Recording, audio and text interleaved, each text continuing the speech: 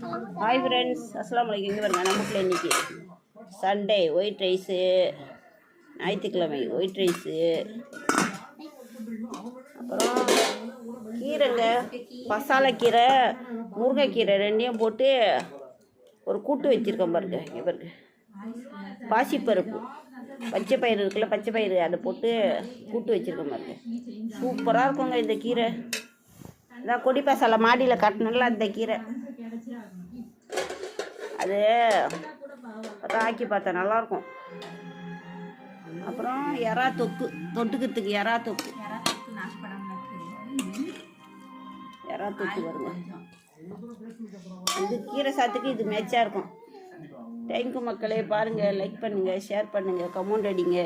எங்கள் பொண்ணை பாருங்கள், எங்கள் பொண்ணுக்கு ஸ்கூல் லீவு. சாமந்தி பூவை பாருங்கள் தலையிலே.